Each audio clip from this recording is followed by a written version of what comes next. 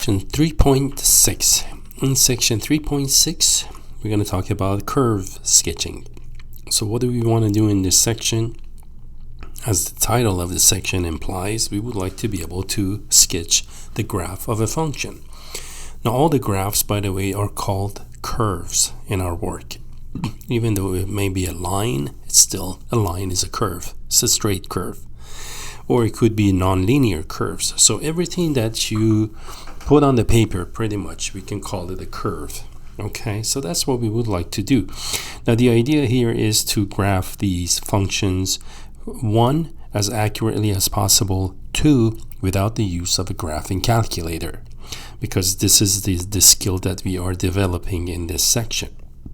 Now, in terms of learning like new skills or any new ideas, any properties, rules, theorems, and so on, we don't have any of those. What we've learned thus far is adequate for what we do. Okay, so we did talk about, for example, the first derivative test for Extrema. We talked about the concavity of a function, and we talked about the points of inflection. So those points of inflections and the extrema are the kind of things that you have not done in your pre-calculus courses. So typically what we're about to do, you've done in your pre-calculus class, in that you usually, when you graph a function in a pre-calculus, what we do is we find the intercepts, the xy intercepts, we look at the domain, we look at the extreme behavior, and then we do a rough sketch of the graph of the function. So what we want to do actually in calculus now is to kind of expand on the ideas of pre-calculus, and to that add some of the ideas of the calculus that we've learned. So we are now on top of everything else you've done before. We're going to throw in the peaks and the valleys, the precise coordinates of those, and places where the curvature of the curve actually changes. So now here's what we have. We do have a guide, and I'll try to follow this guide as closely as possible. Maybe even I will number the steps the way the author has the numbers 1 through 10. Notice there are 10 items on our laundry list of things to do when we actually graph a function.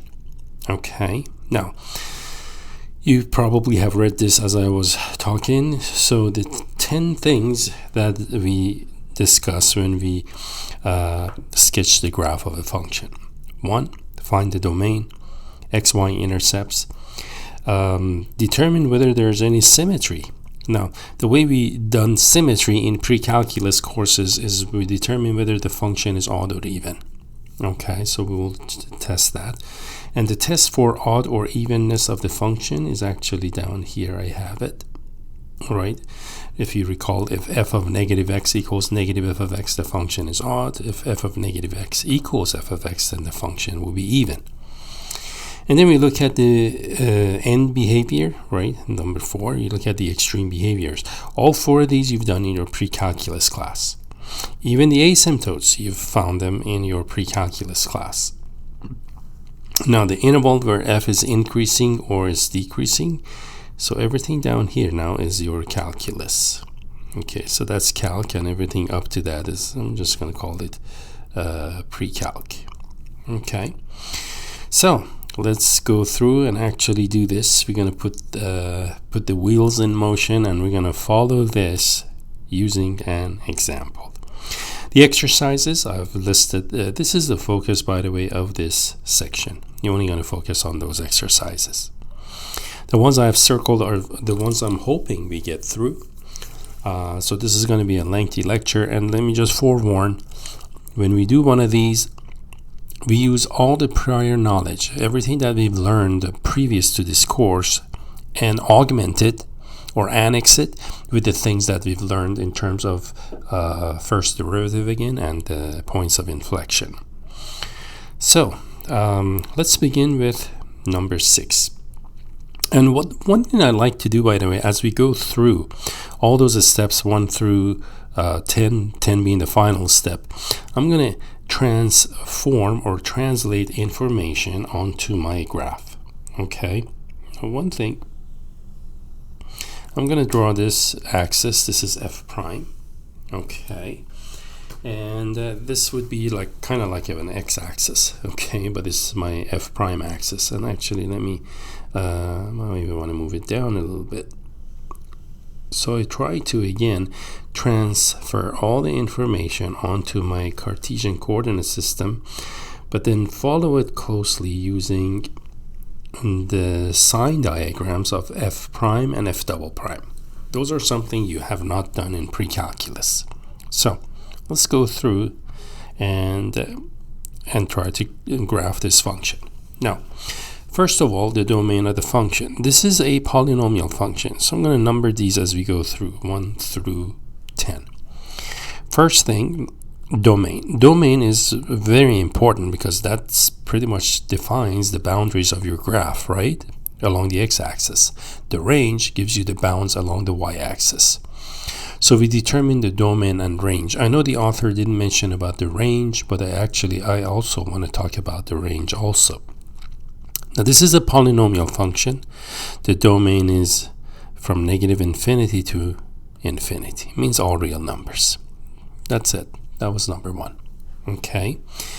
Now, for range, we actually look at extreme behavior, number 4. Okay, but some actually put the range in number 1 also. But I'm going to follow numbers 1 through so on, just like the author does. Number 2 was to find the x and y intercepts. The easier of the two intercepts is the y-intercept. For the y-intercept, all you got to do is evaluate the function at 0. So you do f at 0. Okay. And this means f at 0 here, right, when x is 0, whatever y turns out to be, negative 3 times 0 squared plus 2 and 2. So the y-intercept is going to be 0, 2, right? So we have 1 point. Let me go to my trusty coordinate system, and there is the starting point of a graph, 0, 2. The graph has to go through that point. I'm going to be sliding up and down on this coordinate system, maybe even move it a little bit later. Okay, next, let's do our x-intercept. Now, for the x-intercept, if you recall, we set f of x equals 0, right, to find the x-intercepts. Now, for this one, the function is x, again, cubed, negative 3x squared, negative 3x squared plus 2, right? And we're going to set it equal to 0. Now, one thing we do when we set functions equal 0 in general in any equation, we're hoping the equation ends up being factorable, so we can then use or apply the zero factor principle or the zero factor theorem in trying to solve the equation and find the values of x that make the equation equal to 0.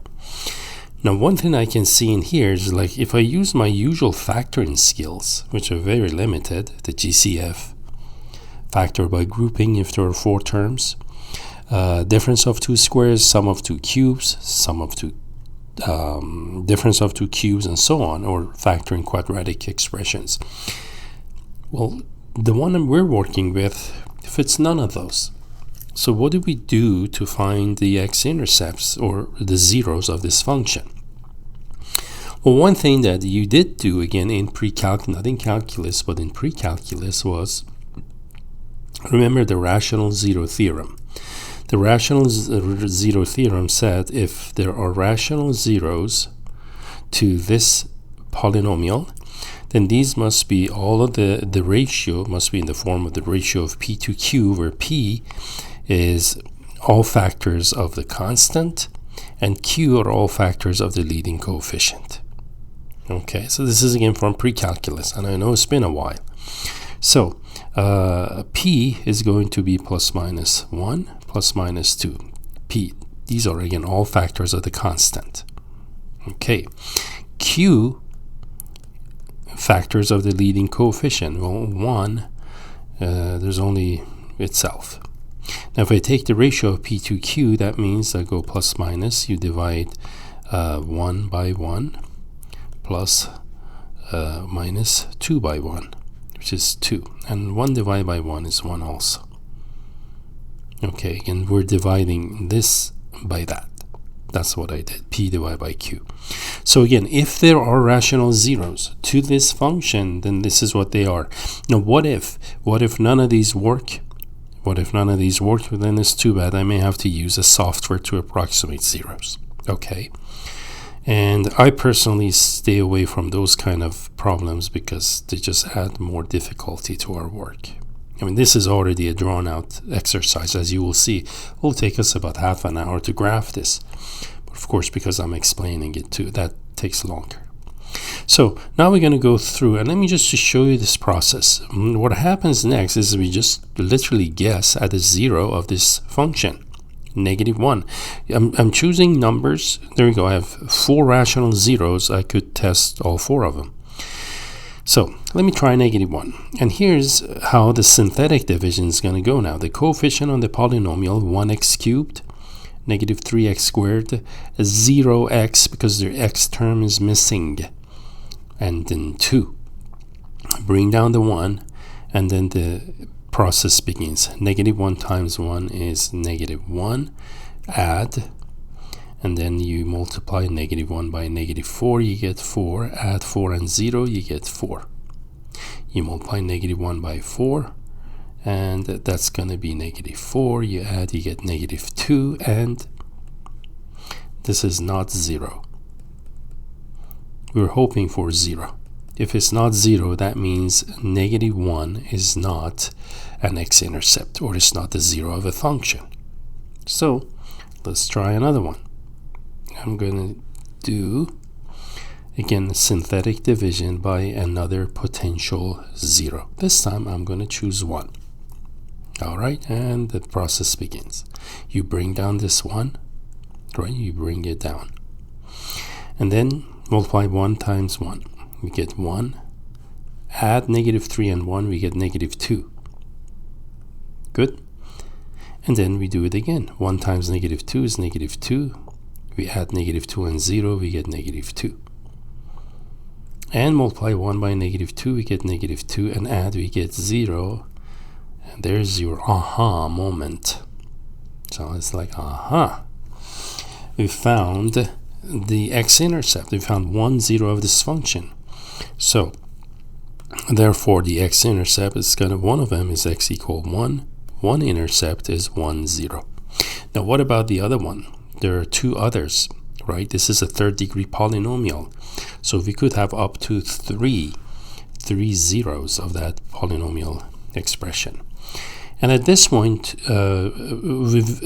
you can try 2, -2, by the way. But those aren't going to work, okay? Because I've tried them. They're not going to work.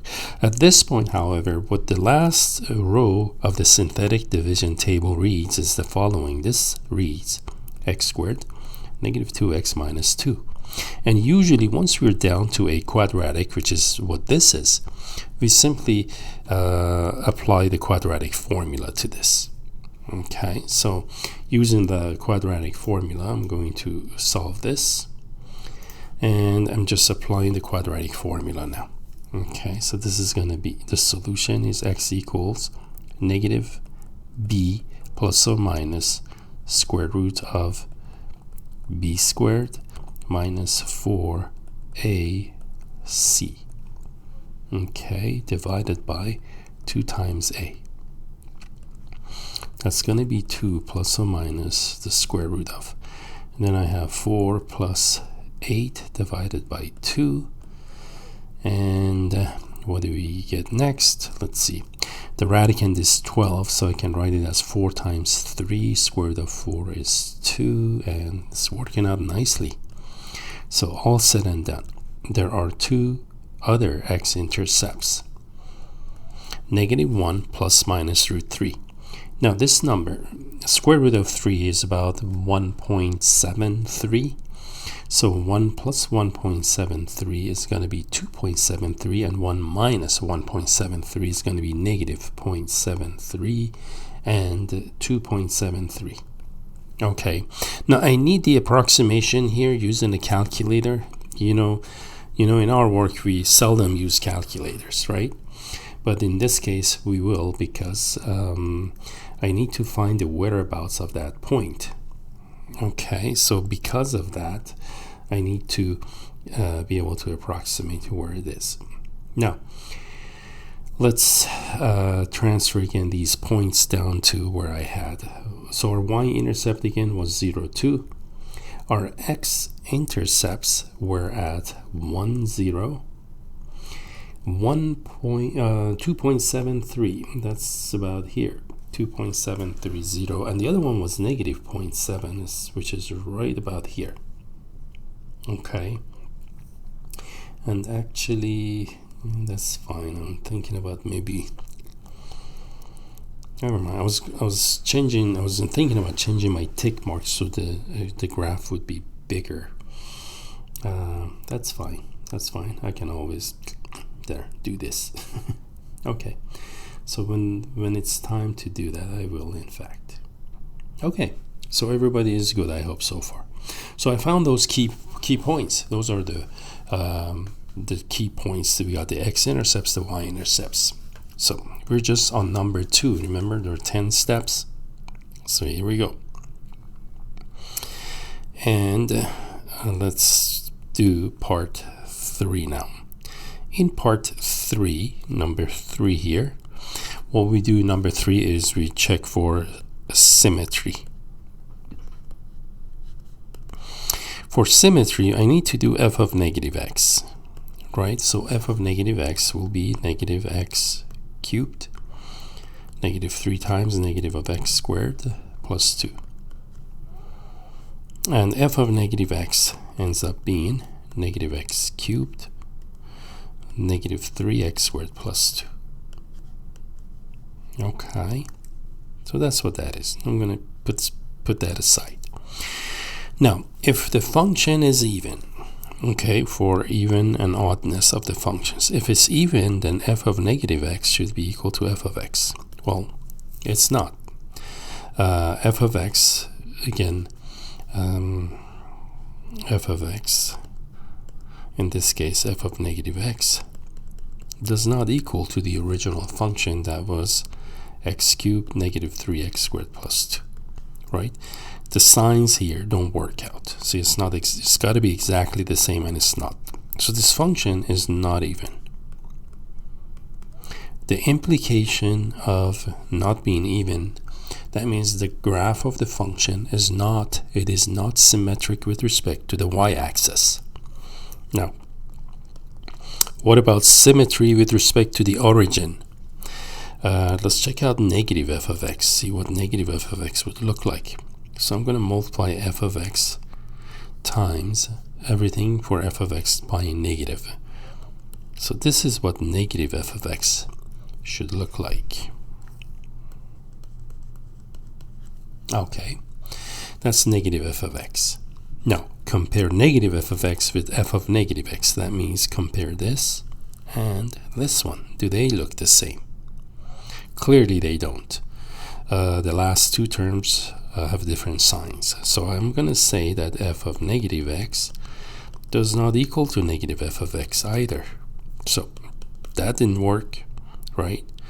F of negative x doesn't equal to, oh, actually I did something wrong here. Hold on. I said, right, I didn't do something wrong. Because this is negative, this is f of x. What I meant is that f of negative x up here doesn't equal to, there you go. That's what I meant. It doesn't equal to, so it's not even. And it's not equal to negative f of x either, so it isn't odd either. So it's neither even nor odd. That means there are no symmetries. No symmetry in this one, at least with respect to the origin and with respect to the y-axis. Now the graph could be symmetric elsewhere. So for example, there you go, I could have something like this. So there's some kind of symmetry here with respect to maybe another coordinate system, right? The secondary coordinate system, but not with respect to x and y. Okay, usually, and so like, why is that important? Well, if a graph is symmetric, so let me just make something up here. if I'm drawing this branch of, let's say, a parabola, and the graph is symmetric, then the other one we can use symmetry, right? You see that? We can just draw it.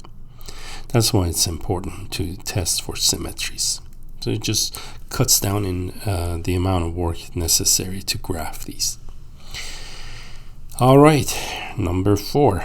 In number 4, we're going to look at the extreme behavior. Okay, so for extreme behavior, that means we're going to look at as the limit as x goes to infinity of f of x, and limit as x goes to infinity of negative f of x. Now, if you recall, these are the ways we find the horizontal asymptotes, right? So, in fact, I'm just going to put that here also. This is how I find horizontal asymptotes. Now, we have a third degree polynomial. As x goes to infinity, x cubed shoots up to infinity. And let me actually, let's see, for this one, yeah.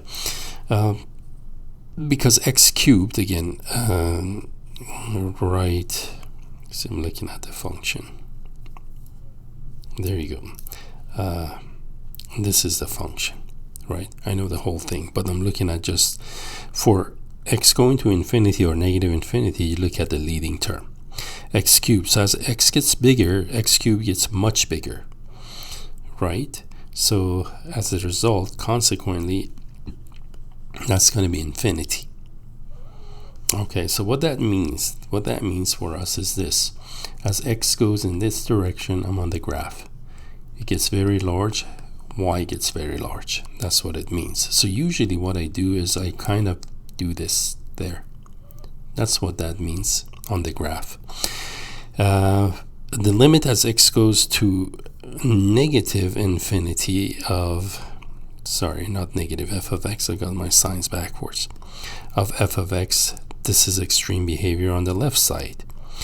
And again, because we have x cubed plus blah blah blah in our function, a negative value for x makes this very small, right? So it's going to be negative infinity. So that's what the behavior of the function is. And also, if there were any horizontal asymptotes, this would have shown. If these numbers ended up being, if these limits ended up being numbers, then those numbers would be the equation of the asymptotes.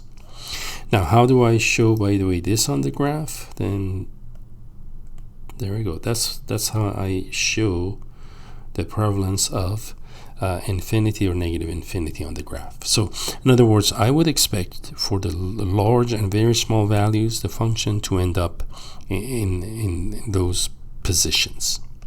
Okay, and then of course I will adjust those arrows to the graph as time comes.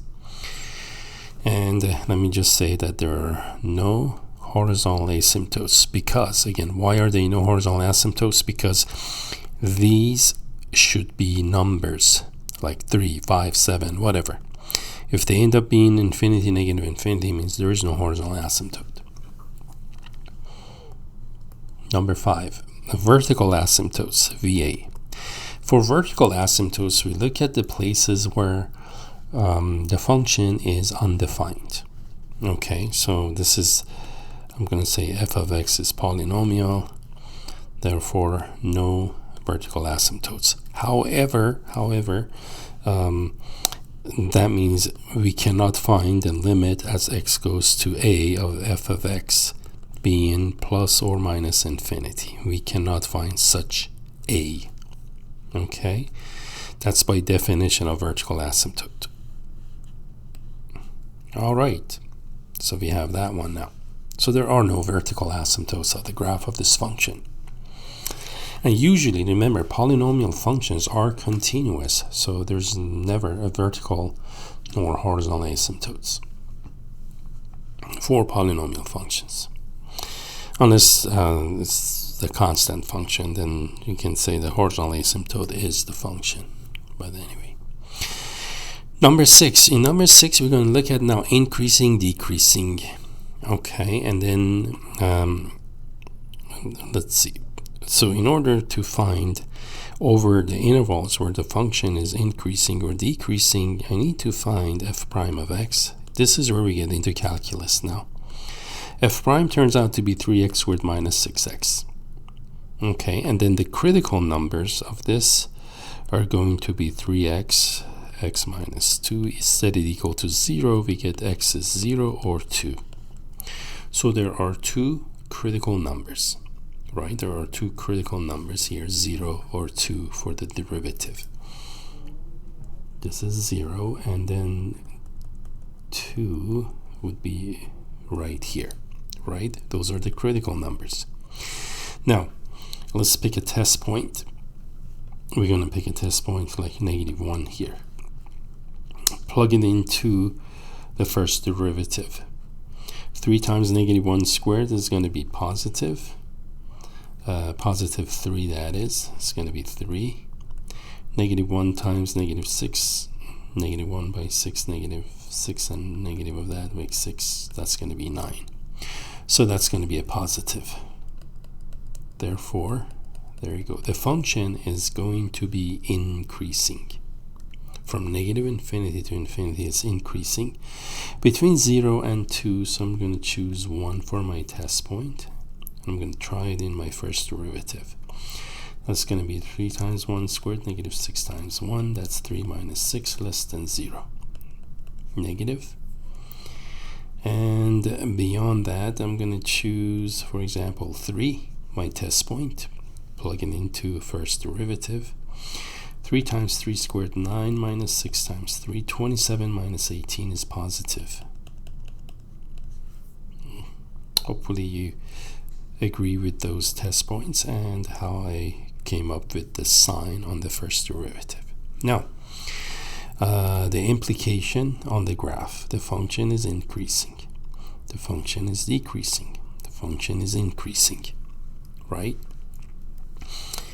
And so that's where, let me just write it. This is your increase, this is decrease, and this one is increase again.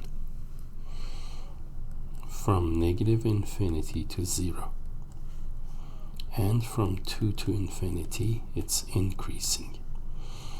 And 0 to 2, it is decreasing. Cool?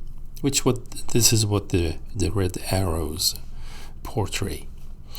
Now, let's see, what else?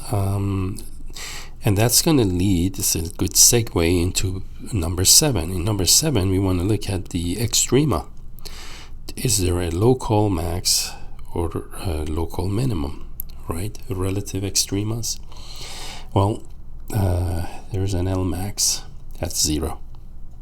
So L max is going to be f at 0, which ends up being 2 when you plug in 0 into the function. So 0, 2 is a local max. Actually, this is interesting. This is where the max is. Not only the y-intercept, but it's also a max. A local min, this is going to be a minimum because the transition went from decreasing to increasing for the slope, f prime. Therefore, f at 2, and f at 2, you plug 2 into the original function, you get -2. So 2, -2 is going to be a low point. Now 2, -2, that's this point right here. This is going to be the minimum. There is no point lower than that. Okay. Locally, that is. Look, this goes to -infinity. So there are many points lower than that, but that's local to that interval. In that interval, open interval in the neighborhood of 2, there is no point lower than that. Okay, we're number 7. We got only 2 more before we can actually graph this thing. Let's take a look at number 8. What is number 8? In number 8, we're looking at the concavity. So we're going down to second derivative now. That turns out to be 6x minus 6. And in factored form, that's 6 times x minus 1. Okay. Now, let's take a look at our second derivative. This is f double prime now. And notice again, remember I'm carrying all the information from prior steps to here.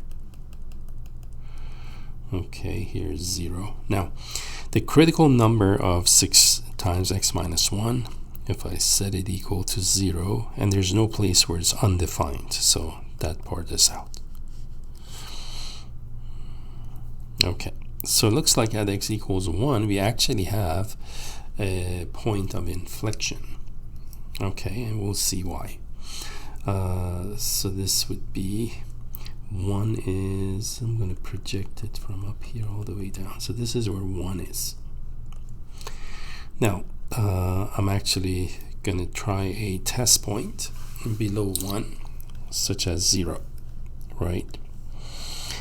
Into second derivative. When you plug in a 0 in here, you get 0 minus 1 is negative. Negative.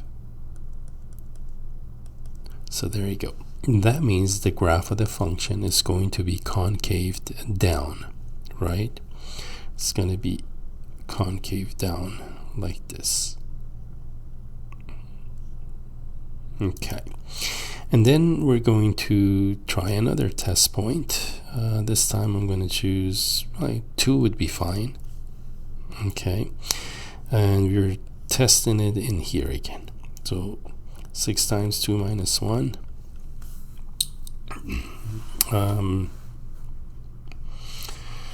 It's going to be positive, right? 2 minus 1 is 1 times 6 is positive.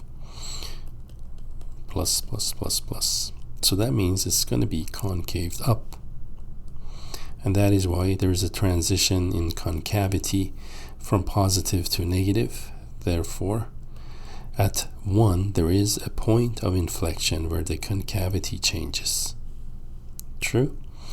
So this is going to be a PI, a point of inflection, right? And that's what item 9 is. Points of inflection, if they exist. So for points of inflection, therefore, again, that's the transition from down to up or up to down on the curvature. It's going to be at x equals 1. And f at 1 turns out to be negative 1 when you plug in. Okay, f at 1 is negative 1. So right here, or f at 1, let's see, f at 1 and here ends up being 0, actually, not negative 1, sorry. F at 1 ends up being 0. Okay, that was in fact the X-Intercept, right? 1 was the X-Intercept. So perfect. This right in here, this is where the concavity changes. Now, at this point, what we do is we put everything that we have discovered about this function, all of this information, we put it to use. Okay? So all the upfront stuff aside, we know the extreme behavior, there's no asymptotes. So I'm just going to translate this information into the graph. And here's how I do it. The function is increasing and is concave down. Those two pieces of information will enable me to do this. That's that portion of the graph, right? So I met the extreme behavior as well as the concavity of this curve is down and the function is increasing. Remember, for increasing you actually go from left to right on the graph. Okay, and there you go. Now it's important, if this was like increasing but the concavity was positive, then I would make it look like this. See, this is positive curvature. So increasing and this would be increasing and concave down. And the one I just drew is the one that's relevant to our work. All right. So we incorporated these two pieces of information together. Next, we're going to look at from 0 to 2, between 0 to 2 here on the graph. So let's take a look at again the concavity. The concavity, it's going to be, so it's concave down all the way to 1, right? And from negative infinity to 1, it's concave down. And between 0 and 1, the function is decreasing. So it's decreasing and concave down. It's got to be doing this, right? It's got to be doing this. That's decreasing and concave down. If it was decreasing concave up, it would look like that. You see that? But mine doesn't. So that's what that part looks like. Again, decreasing and concave down means this. Now at 1, when x is 1, the concavity changes, right? Right in here is a point of inflection. So that means the curvature changes from down to up at that point. And then it's going to remain up, concave up over the entire domain, the rest of it. So it's going to change the curvature and it's going to come to this point, to the minimum, right? And then it's going to turn around and go back. It has to go through the X-intercept. That's the low point. It touches and bounces from it. And then it just goes up, shoots up to infinity. And that's how it satisfies the extreme behavior for positive x's. And there you have it. So this is a complete graph. And actually it's not a bad graph. This part of it maybe could be better. Okay, and oops, this was the minimum. There, a little better. And this point is pi. That's this point right here. Okay, so I have labeled all the key points on the graph. The key points we labeled on the graph are points of inflection, the extrema, and usually the x-intercepts. Now the x-intercepts here, remember that was exactly at 1 plus root 3. So that's 1 plus root 3 comma 0. Don't put the approximation. Don't do that. They don't like that. And the other x-intercept was right in here near -1. So that's 1 minus root 3 comma 0. And this is what we mean by labeling the graph. See, when we say label, means that. We labeled the graph with all the key points. The turning point, the peaks and the valleys are something you did not do in pre-calculus. Now we can do it. And this is awesome. That is a complete graph of what we wanted to look at. Okay. So there you go. Number 10 is actually the sketch. So the finished product, the graph is number 10, item 10. All right, so hopefully you follow that. And again, I know it took about, 35 minutes to do this because I'm explaining details, and it's good because we're supposed to do that because all the details that we want you to have on the graph of these functions. Okay, so now let's take a look at another one. We're gonna go to exercise. Maybe I skipped number 10. It's polynomial. You can try that one. Otherwise, the lecture takes too long. Let's go to number 20. Number 20, we have t over t squared plus 1. Number 20. F of t is t over t squared plus 1. Okay. Now, for this one, let's find our domain. Okay, so I have our domain. Well, although this is, remember, domain of rational numbers is all real numbers. This is, not rational numbers, I'm sorry. This is a rational function because you have a polynomial over a polynomial. So it is a rational function. Domain of rational functions is all real numbers except places where denominator is 0. So in other words, t squared plus 1 must be 0. And we say that it cannot be 0. And in this case, it literally cannot be 0 because no matter what t you pick, you square it is positive plus 1. This denominator will never be 0, right? So the domain is negative infinity to infinity. And next, we want to find the intercepts, right? So remember the easier y-intercept, that's f at 0, which is 0 over 0 plus 1 or 0. So our y-intercept is at the origin. And usually when the origin, y-intercept is origin, that means it's also x-intercept. But let's go through the motions. X-intercept for the rational function, x-intercept, let me write it. We set the function equal to 0. That means t must be 0, and there you go. And when t is 0, f at 0 will be 0. And you see what I mean? That's what I meant. Usually when the y-intercept is 0, it means the point, the origin. Graph goes through the origin, which would imply, it's implied that x-intercept is 0. So there's only one x-intercept for the graph of this function. We did that one, did this, did this. Now what else we do? Well, let's look at the symmetry here, right? For symmetry. We're testing for symmetry. Notice it's going a little faster now.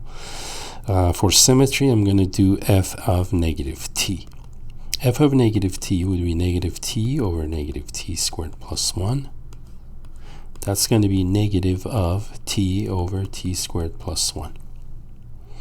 Now, if I look at, so clearly that doesn't equal to the original function. It doesn't equal f of t, what we started with, right?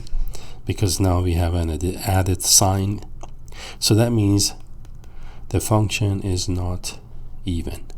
It means no symmetry with respect to the y-axis. Now, if you look at negative f of t, that would be negative of t over t squared plus 1, which is exactly what that is. So f of negative t equals negative f of t.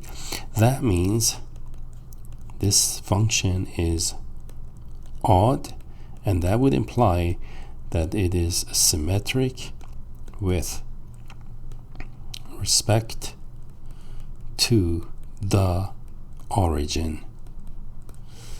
Okay, so symmetry with respect to origin, let me move this out of your way. Symmetry with respect to origin means I have something like this. Let me show you a graph of something that's symmetric with respect to the origin. A point, that is. Remember, origin is a point. So let's say I have a graph like this, and I have a graph like that. This is the origin. Symmetry with origin means if x, y is on the graph, so is negative x, negative y. Right? That's what symmetry with respect to the origin means. All right, and that's good. We will take advantage of this one as we do it. Usually I use this for kind of a check on my graph, make sure it's symmetric the way it's supposed to be. In and of itself, sometimes it just doesn't help me graph something, unless I have half the graph done. Then the other half you can reflect it about the origin. Cool. So there is symmetry with respect to origin. We know that one. True? Now, how about let's look at extreme behavior, right? Or in this case, let's actually do horizontal asymptote. For horizontal asymptote, we look at the limit as t goes to infinity of t over t squared plus 1. Okay, now this limit, remember we looked at limits involving infinity. So I'm going to divide everything by t squared. So that's going to be t over t squared. And the reason is because when you directly substitute right now, when t approaches infinity, the indeterminate form here is infinity over infinity, right? The numerator gets very large, the denominator gets very large, but notice the denominator is getting large a heck of a lot faster than the numerator. That's going to be 1 plus 1 over t squared. This approaches 0 because t over t squared is 1 over t. That approaches 0. Remember we had that theorem, the limit 1 over x to the r is 0 as x goes to infinity. We're using that theorem. So the numerator approaches 0, denominator approaches 1. That's 0 over 1 or 0. Aha. Okay, so this means y equals 0 is a horizontal asymptote. Now, is there going to be a second horizontal asymptote? Let's look at t approaching negative infinity of t over t squared plus 1. This time, limit t approaches negative infinity. I'm going to do the same thing, divide by t squared. T over t squared over t squared, 1 over t squared. So this is going to be limit as t approaches negative infinity. So remember, that means t is now negative, right? T is negative. 1 over t over 1 plus 1 over t squared. This part goes to 0. Now, 1 over t, as t goes to negative infinity, approaches 0, right? But it's going to be negative, right? So the numerator is negative. Denominator is going to be, it's of course, this approaches 0, but it approaches 0 from negative values. This is what I mean there. It's approaching 0, but it's coming from negative values. But then 0 doesn't have a sign. If the numerator was something like 2, 3, then it would be a negative 2 or 3. But it's for 0, it doesn't matter, positive or negative. So, make a long story short, we don't have a second horizontal asymptote. It's the same as the first one. Okay, so we do have a horizontal asymptote. Y equals 0, which is the repeat of what we just had. How about vertical asymptote? For vertical asymptote, we look at the places where the function is undefined. Okay, f is defined everywhere. It's in fact continuous, so there is no vertical asymptote here. And because remember, the vertical asymptotes again occur places where you have division by 0. And let's see, so no vertical asymptote, no VAs. Cool. What else do we need? Now we get into calculus stuff. Let's find the extrema. Extrema, concavity, points of inflection. All of those are now the new stuff that we learned about in this chapter. Okay, and of course I'm going to just throw in increasing, decreasing, all of that stuff. So for all of that, we need to find the derivative. So f prime of t, remember f of t was t over t squared plus 1. So I'm going to square the denominator, repeat the denominator, times derivative of t is 1 minus t times derivative of the denominator. So that's going to be 1 minus t squared, right? Negative 2t squared and t squared up front. Those are like terms. T squared plus 1 squared. That's our first derivative, right? Now, if I let's see, for our first derivative now, remember the domain, by the way, of this function. Domain is all real numbers, so we don't have to worry about critical numbers falling by the wayside outside the domain. F prime t equals 0. We're doing CNs, critical numbers. F prime t does not exist. So for a fraction, we set the numerator equal to 0. That means t is plus minus 1. And for does not exist, we set the denominator equal to 0. In this case, we get t squared negative 1. T would be plus minus root negative 1 plus minus I, which is imaginary. So we're working with real functions. So there is no point where the derivative is undefined. But there are 2 points over which the derivative is 0. Remember, derivative 0 means flat line. That point, we may have a max or a minimum. So let's take a look at the sign of f prime. This is -1, here's 1. Test point, -2 here, and we're going in this expression. Now, when I do my test point -2 or any other point in a moment, I'm going to do 0 and then 2 to pick up the signs here, here, here. Okay, to do that, if you know the denominator is squared, so the denominator is always positive. So I'm just going to test in the numerator 1 minus t squared. 1 minus t squared over positive denominator. -2 squared is 4. 1 minus 4 is negative. Negative by positive is going to be negative. So that means the function is decreasing. Test point of 0. That's 1 minus 0 squared over a positive denominator. That's going to be positive over positive. Positive. So the function is increasing.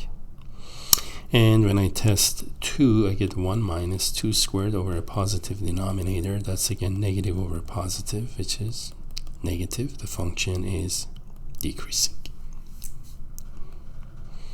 Alrighty. So we do have indeed extrema of these, for these functions. We do have extremas. And the place where the slope of a tangent changes from negative to positive, this is going to be a local min. This is going to be an L max, local max. All right. Let's write them. A local min is going to happen at -1 and f at -1. F at -1, f at -1, that means -1 over -1 squared plus 1. The denominator is 2, the fraction -1/2. So we found another point on the graph of this function. And L max, a relative max, occurs at 1 and f at 1. Okay, well, f at 1 is t, which is 1 over t squared plus 1. It makes it 1/2. So that's 1 and 1/2. Good, now we got the second point. So we got 2 points on the graph of this function, right? And we have our y-intercepts, 0, 0, x-intercepts. So we got origin and we got those other stuff. Okay, next let's take a look at the concavities. Okay, so for that we're going to do the second derivative. F double prime of t, that would be derivative of the first derivative, right? Remember what our first derivative was. This is our first derivative. 1 minus t squared over t squared plus 1 squared. So let me just recall that it's 1 minus t squared over t squared plus 1 squared. We want to find the derivative of this. F double prime of t is, again, we're going to square the denominator. T squared plus 1, 1 squared, or 1 plus t squared are the same thing, commutative property of addition. So I square the denominator, and then I'm going to repeat the denominator, right, times derivative of the numerator minus numerator times derivative of the original denominator, which I have to use the power rule and chain rule.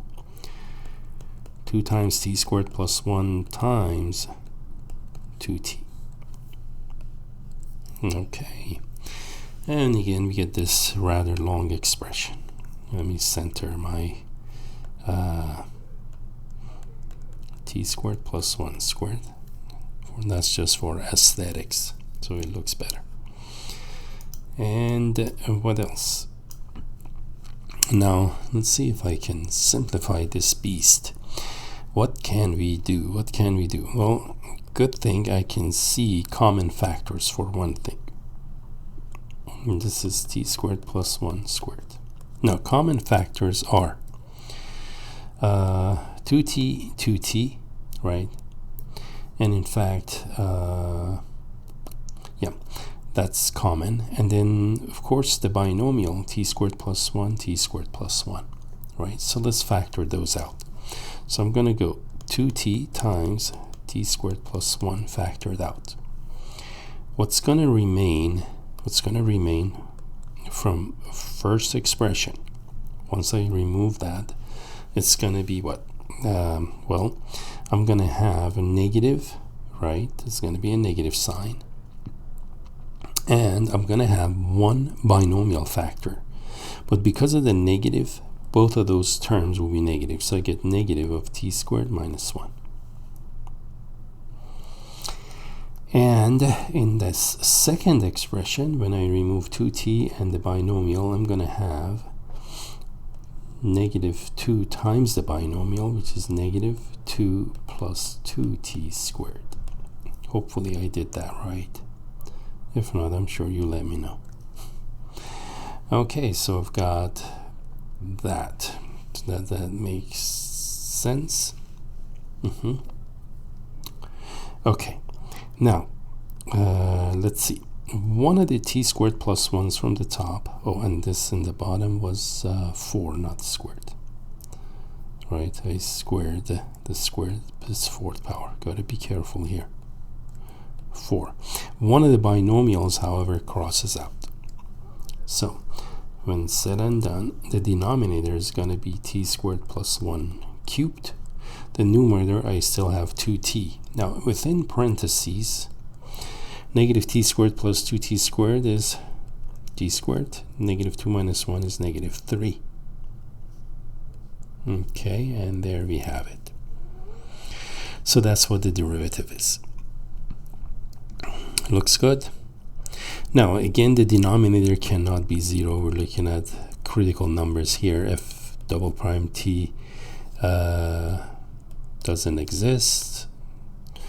Well, that means what makes the denominator 0? Nothing, because t squared plus 1 is always positive.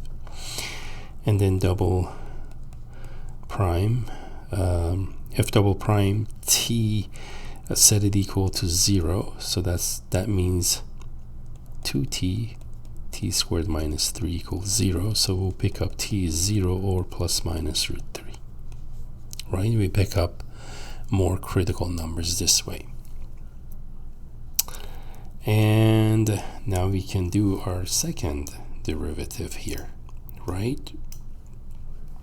So this is the sign on the second derivative. 0, root 3, negative root 3. So let's check out the concavity. And we're looking at second derivative. So I'm going to choose something less than about negative, the square root of 3 is about negative 1.7. So I'm just going to pick something like negative 2. In the numerator, I'm going to have 2t, that's going to be negative, right? Negative 4 to be exact. Negative 2 squared, that's 4 minus 3, positive. In the denominator, I have, the denominator again is always positive, isn't it? Because of t squared. No matter what power you raise it to, denominator always positive. I won't even bother with that. Negative times positive over positive gives you negative. So there you go, the second derivative. That means concave down. Between 0 and about 1.7, choose negative 1. 2 times negative 1 in the numerator of the derivative, that's negative. Negative 1 squared minus 3 will be negative, divided by denominator always positive. This makes it positive. That's plus. Concave up. Okay, so it's concave down until the square root of negative 3, then its concavity changes. So we do have a point of inflection. Between 0 and root 3, choose 1. 2t, that's positive. T squared 1 minus 3 is negative. Divided by denominator always positive, makes it negative. Concave down. There is a point of inflection here.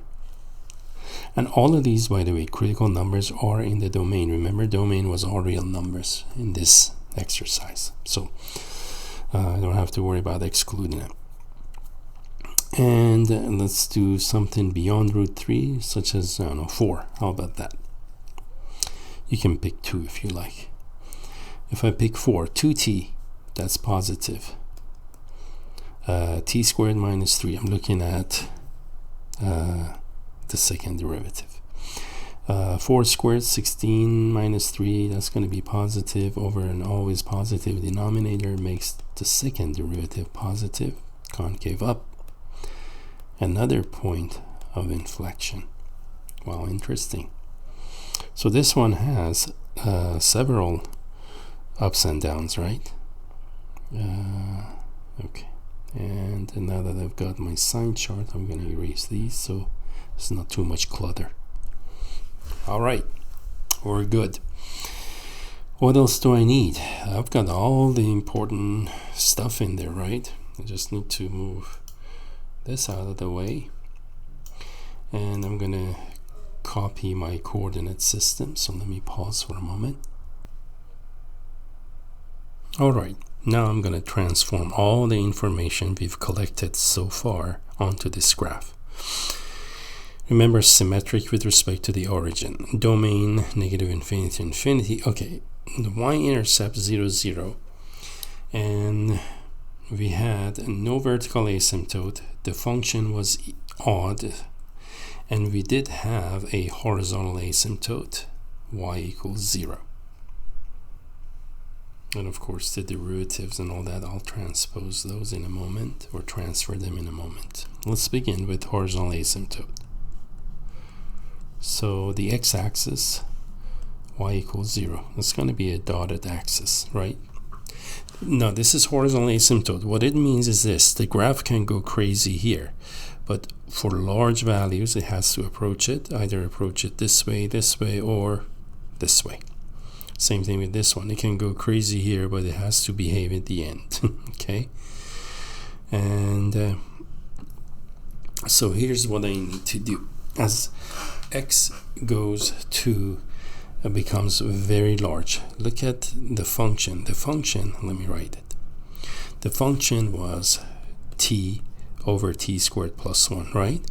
Now, as t gets very large, numerator is positive, denominator is positive. So the y value is positive. That means I cannot do this, can I? Because these are negative values of y. So that means I have to approach, there you go. This is what horizontal asymptote would imply. I have to approach it from above. Now, let's look at for extreme and negative values of t. The numerator will be negative, the denominator positive. So the function is actually going to be negative, right? Well, the function negative, that means it's going to approach it, and it's going to approach from below the x-axis. That's important information for horizontal asymptote. So that essentially rules out that kind of approach. The one I had before rules out this kind of approach, right? So it's like solving a puzzle. You put all these little pieces together. What else? Oh, the origin. And remember, just because I have the horizontal axis dotted line, it doesn't mean the graph cannot cross it. In another lecture we mentioned, the graph of a function isn't allowed to cross its vertical asymptote, but it is definitely allowed to cross its horizontal, and in fact it does. In this example, it does cross it.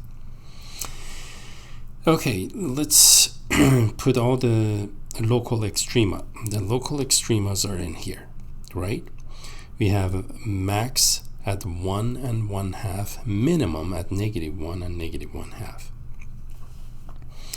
So max is at 1 and 1/2. No, I should, okay.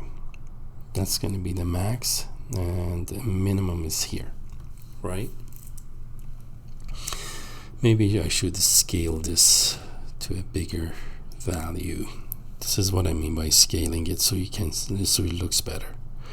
I'm going to make that 1. This would be like, sorry about this, I just want to make sure the scale is higher. Okay, so let me do this. I'm going to call this 1, 2, like that. Okay. Same thing with the y-axis. We're going to rescale it ourselves. That's 1, 2. Rescale this one. Make this -1, -2, like that. Okay. Now, 1 and 1/2. So it's going to be this point.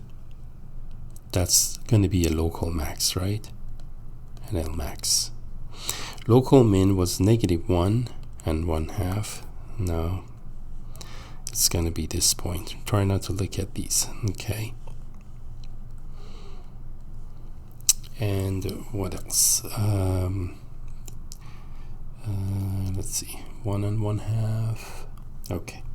Oh, one thing I could do actually, because this is gonna. Let me tell you what I'm gonna do to get around this thing, because otherwise the graph isn't gonna look good to you. I can actually rescale the y-axis and keep the x-axis the same. So in other words, instead of 1, to make this 1/4. There you go. And this is 1/2. Okay, don't worry about these, because those are the extremas, right? The max, I can make them however I like. As far as the scale goes, I'm going to call that -1/2. So there you go. Don't worry about those. Okay, 1 and 1/2. So this is going to be the maximum. -1 and -1/2. That's going to be the minimum. Okay, and again, I apologize for this getting in the way. the tick marks are getting in my way. And those are the extremas. This was the L max. This one was local minimum. Okay. What else from that? That's it.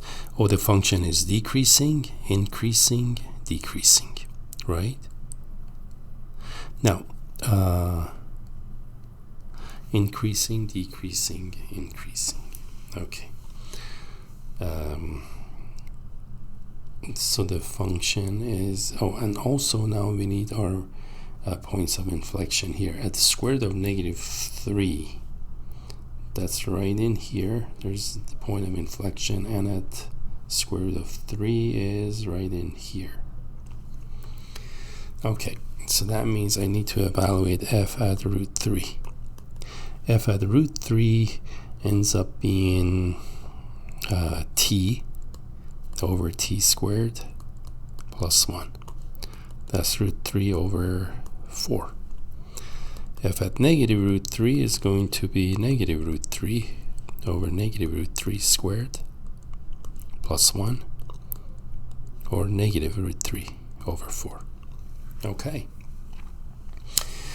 Square root of 3 over 4, again, that's going to be a small number, right? It's going to be almost about a half. Almost a half.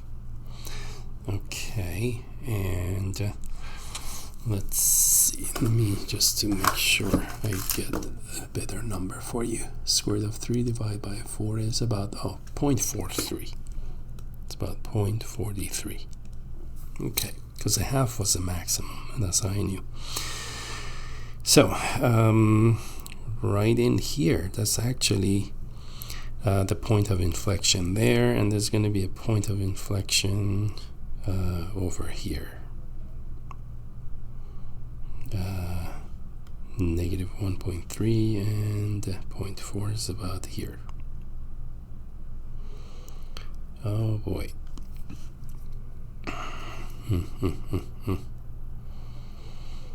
Right about here. That's going to be the point of inflection. Okay. Now, the function increasing, right?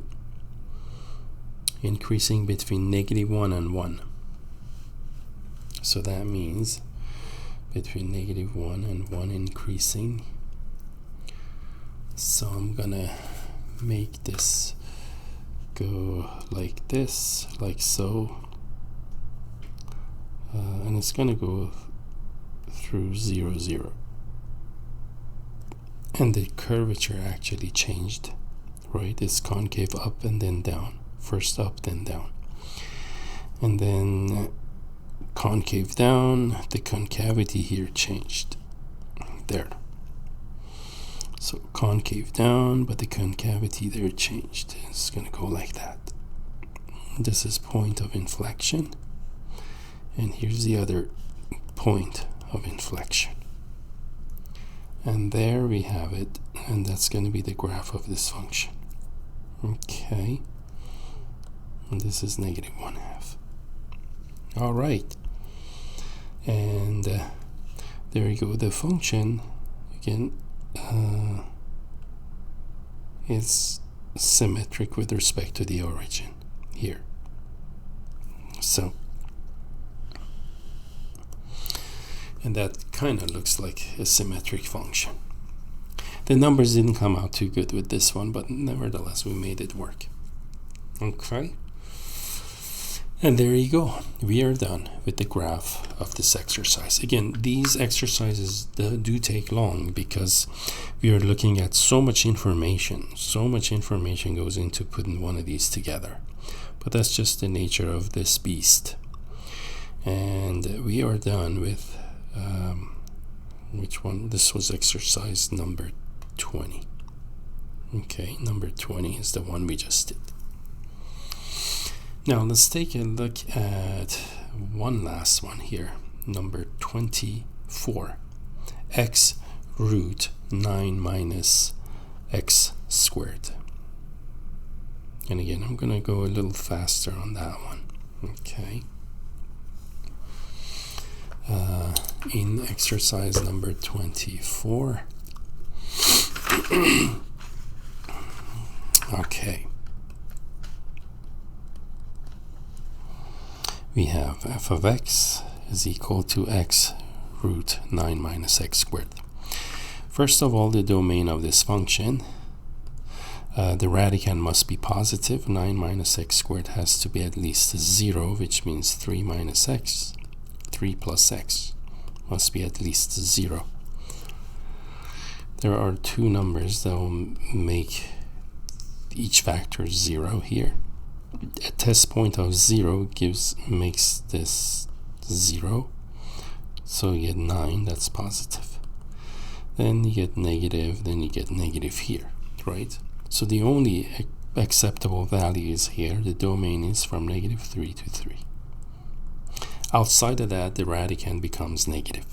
And you can try it. Let's say big 4. 9 minus 4 squared is 9 minus 16, negative 7. Square root of that is not real, right? Because we're looking at square roots. Okay, so that's the domain. Now, what else do we need? Let me move this again out of our way. Besides the domain, we need our x-intercepts, right? So, and y-intercept. X-intercept, we're going to set the function equals 0. So we get x is 0, or 9 minus x squared is 0. We just did that. X is plus minus 3. There are 3 x-intercepts for the graph of this function. 3 x-intercepts. Y-intercept, easy to do. F at 0. That would be 0 because you have x times the square root. When x is 0, the whole thing is 0. So the graph does go through the origin. Y-intercept is 0, 0. Our x-intercepts are going to be plus minus 3, 0, and 0, 0. Remember, anytime y-intercept is 0, that naturally gives you an x-intercept, the origin. Okay, what else do we need? The odd evenness of this function, right? So let me go even slash odd. For that, we do f of negative x. That's going to be negative x times the square root of 9 minus negative x squared. That's negative x times 9 minus x squared, and that's equal negative f of x. Now, a function can only be odd or even. It can be both. Therefore, we just showed f of negative x equal negative f of x. That means this function too is odd. So that means it is symmetrical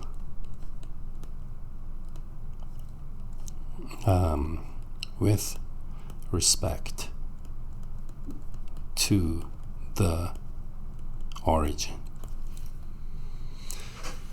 Cool. And what else do we need? Oh, the asymptotes, horizontal asymptotes. If you look at the limit as x goes to infinity of x root 9 minus x squared, right, that limit as x goes to infinity, well, that one, let's see, that's going to be infinity. Let me see how I can show you this one the easy way. Oh, actually, you know what? We just said the domain, our domain is negative 3 to 3, right? So there is no horizontal asymptote x going to infinity here, because we are in negative 3 to 3. So we don't need to do that, right? It doesn't make sense. So no horizontal asymptote here, right? Because x cannot go to infinity or negative infinity, plus minus infinity. I'm just going to say not applicable.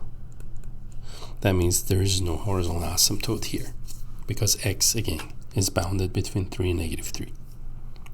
Okay, vertical asymptote, the same thing. For vertical asymptote, I'm going to say function is always defined inside negative 3 to 3, right? So there is no vertical asymptote, there is no horizontal asymptote. Let's take a look at what else. We're going to look at Extrema. Let's do f prime of x. The derivative here, f prime of x, is going to be using the product rule. Derivative of first by second plus first times derivative of second times chain rule. Okay. And this is going to be root 9 minus x squared plus the 2's cross out, and it's going to be actually a negative of x squared over square root of 9 minus x squared, which we can combine. The first fraction, you can multiply top bottom. I mean, not the first fraction, sorry, the first term. You can multiply it because LCD is that. So I'm going to multiply top bottom of that expression by square root of 9 minus x squared. So it's 9 minus x squared times 9 minus x squared. That's just so I can get LCD. Minus x squared over the LCD is 9 minus x squared. The two radicals multiply to 9 minus x squared, so that's 9 minus 2x squared once you combine those, right? And what else? And then the denominator over 9 minus x squared. Okay. Now, this denominator again, remember, our domain is negative 3 to 3, and it still is because of this denominator. And inside of that interval, there's no way denominator can be 0, right? So this derivative is going to be defined, always defined. So I'm going to set f prime x equal to 0. That means the numerator will be 0, from which it means 2x squared is 9, or x squared is 9 halves. X would be plus minus 3 over root 2. Okay, now 3 divided by square root of 2 is going to be approximately 2.1. That's about plus minus 2.1. Keep that in mind. Now, our first derivative chart. This is 3 over root 2 negative and 3 over root 2 positive. 0 is in there. And we're looking at our first derivative in here. So when you plug in a 0, we get positive. The denominator will always be 0. I'm sorry, not 0. The denominator will always be positive again, right? Because you're bounded between -3 and 3. Right, there you go. That's -3 and this is 3. We're bounded between those. So denominator always positive. So I'm just going to do my test point in the numerator. 0 makes that positive. And then let's go beyond 2.1. That's 3 root 2. Let's go 2.5. 9 minus 2 times 2, 2.5 squared. 2.5 squared is 6.25 times 2, 12.5. 9 minus 12.5. This should be negative. And same thing with this one. It should be negative. So please verify those. And what else? That said, the function is decreasing, increasing, decreasing. So we do have a local min here and a local max here, right? The local min is going to be at -3 over root 2, and when we do f at -3 over root 2, the original function, which was x times the square root of 9 minus x squared. Okay, so when we do that one, what are we going to get? -3 over root 2. This would be 9 halves, right? Positive. 9 minus 9 halves. It's going to be 9 halves positive. So I have a square root of 9 halves. And square root of 9 halves, square root of 9 is 3. So this is -3 root, -3 times 3. Divide by root 2. Root 2 is 2, so that's -9 halves. That worked out nicely. Okay. -9 halves. The local max is going to be local man. It's the local man. Okay, the local max is going to be 3 over root 2, comma, and boy, this thing just keeps popping in front of us because the problems take so long to do. I keep pushing it down. Now, plug in 3 root 2. What's going to change here? Let's see. The in front is going to be x. That's going to be positive. The radicand isn't going to change, so that's going to be 9 halves also. -9 halves, that is. So we can try that one. Let me see, 3 root 2. It's going to be positive, right? Because again, up front we have positive x. The radicand isn't going to change. So we got our local min and local max here. Perfect. And what else? We're looking at now points of inflection. F double prime x is, oh boy, derivative of the first derivative. Our first derivative was 9 minus 2x squared over the square root of 9 minus x squared. We want derivative of that. Okay, now to do that derivative, we're going to do this. Square the denominator. So we're going to lose the radical, right? Let me write it. And then repeat the denominator times derivative of the numerator, which is -4x, minus numerator times derivative of the denominator, which is that. That derivative is going to be -2x over square root of 9 minus x squared, right? And then the 2, because we did it earlier, that's why I can do it so fast, right? We did it earlier, right up here, we took the derivative, right? Right there, we took the derivative. Okay, and there you have it. The 2's cross out. So this is going to become, now I'm going to multiply, and this is kind of messy. I'm going to multiply the top and the bottom to get rid of the denominator. I'm going to multiply top bottom by square root of 9 minus x squared. So these two cross out, okay? times square root of 9 minus x squared. Let's see what's going to happen now. This is equal to, that's going to be 9 minus x squared. Square root of that cubed, right? Which we will rewrite in just a few moments here. When I distribute square root to that, the two radicals are just going to make 9 minus x squared when you multiply them, times negative 4x. And this is going to be negative of a negative is positive. And again, in the distribution, we're going to lose the radical. We're just going to get 9 minus 2x squared times x, right? By x. Now I can simplify this finally. Distribute negative 4x, let me see, 9 minus x squared. Okay, so this, I can factor the x out, right? X here and x here, we can factor those out. Boy, this is great exercise in algebra, isn't it? So first, negative 4 times 9, negative 36, plus 4x squared,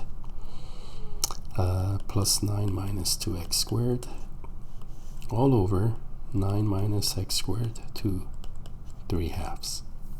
That's what that is.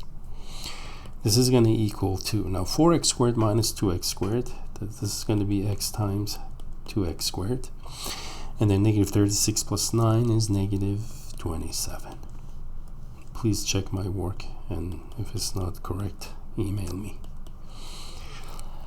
Or just ignore it.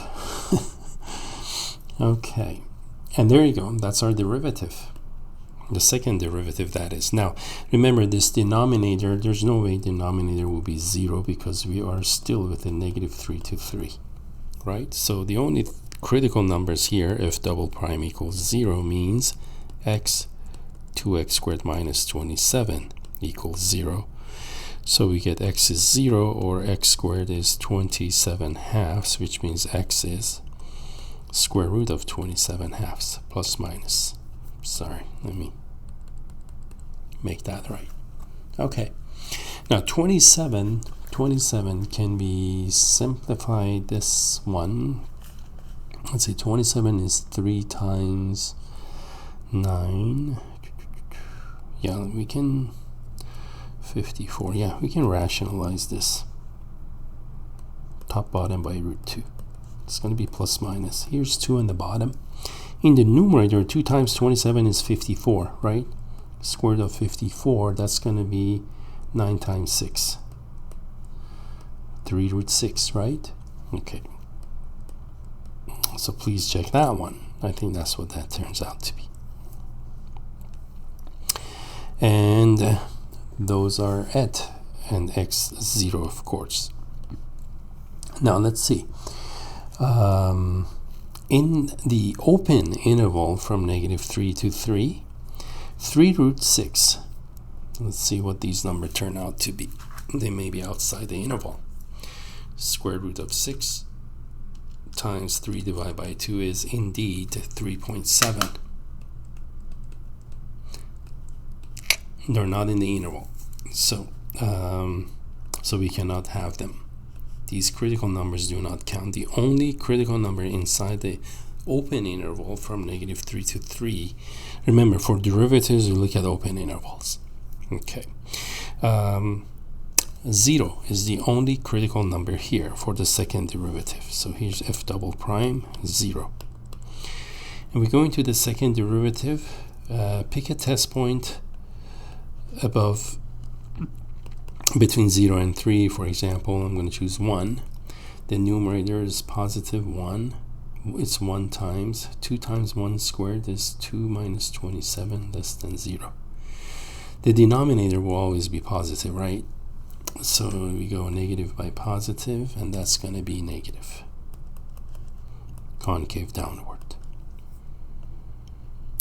And then between negative 3 and 0, choose negative 1. Again, try it in the numerator, -1 times 2 times -1 squared minus 27 is negative. Divide by positive. Positive by positive is positive. Concave up. We do have a point of inflection. So this is going to be a point of inflection right here at 0. Okay.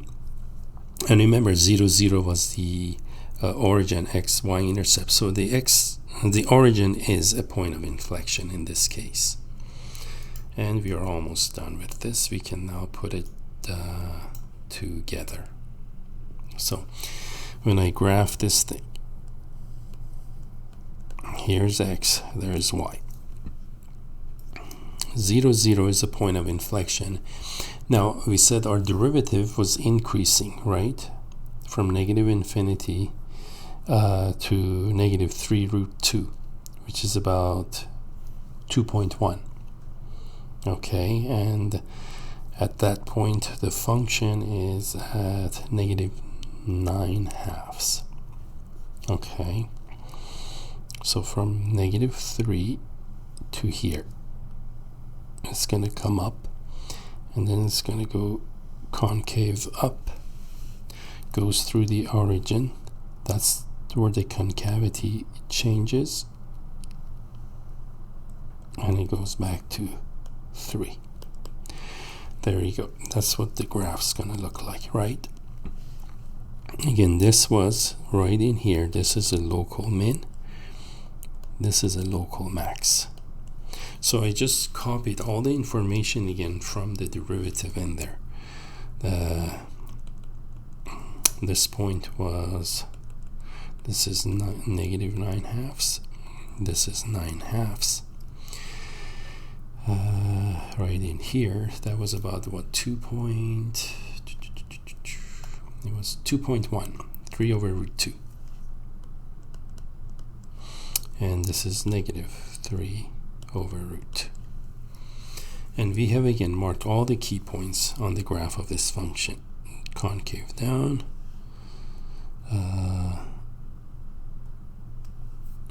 and concave. Okay, so concave up everywhere, concave down everywhere in that interval. So it looks good. I think this is actually the graph of this function. And it actually ends at -3 and 3. Okay. So there you go. And we are done with this exercise. Now the one I keep pushing. So hopefully you get a good grasp of this. Let's finish this one by I'm just going to do one of these so the lecture doesn't turn out to be too long. Let's take a look at exercise number, any one of these is as good as any other, right? Let's do 34, the last one. In number 34, the question reads, find the slant asymptote of the graph of the function, then sketch the graph of the function. Oh boy, here we go again. Now, to find the slant asymptote, anytime you have rational function where the degree of numerator exceeds the degree of denominator, we have a slant asymptote. So the way we do this is we actually do long division to find the equation of the slant, x minus 1. Okay. And for this one, let's see. We're just going to graph it without all the details, the extremas and stuff, okay? General graph, that's all I'm going to do in this one. So we're going to do long division of x squared by x, we get x. First term in the quotient, then you multiply by, I'm thinking this structure, you have quotient, right? And the radicand is the dividend. And what you divide by is called a divisor, right? This is the anatomy of a long division. So if I divide quotient by the divisor, actually multiply quotient by the divisor, I get x is x squared minus x. We change sign and add them. So this becomes negative x plus 2. All right, remember we change sign, so there's positive x in parentheses. With negative 2x makes negative x. And then you divide again, this time negative x divided by, looking at this now, negative x divided by divisor x, you get negative 1. I'm doing long division. It's been a while since you've done long division, I know. Multiply quotient times divisor, we get negative x plus 1. Change signs, subtract 1 from the one above. These add to 0. Negative 1 and 2 is 1. So at this point, the quotient is the equation of slant asymptote is y equals x minus 1. Okay, that's going to be the equation of it. Now, and then another way to do this is using like the calculus way. I'll show you the calculus way of doing it. But just to graph it, x minus 1, there you go. That's going to be a line, slope 1, y-intercept negative 1. Now this is the asymptote, meaning the graph has to approach it. It has to approach it this way, this way, this way, or this way, right? Now, let's see. I need to find the x-intercept, y-intercept. For the y-intercept, we do f at 0, which is 0 squared minus 2 times 0 plus 2 over 0 minus 1. That's negative 2. Right in here, that's the y-intercept. Right, for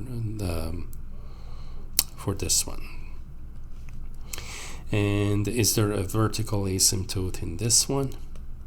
Oh, x-intercept, by the way, forgot that one. For x-intercept, we set the numerator equal to 0. Right? And this one, actually, let's see. If I use quadratic formula, negative b plus or minus b squared minus 4ac divided by 2a.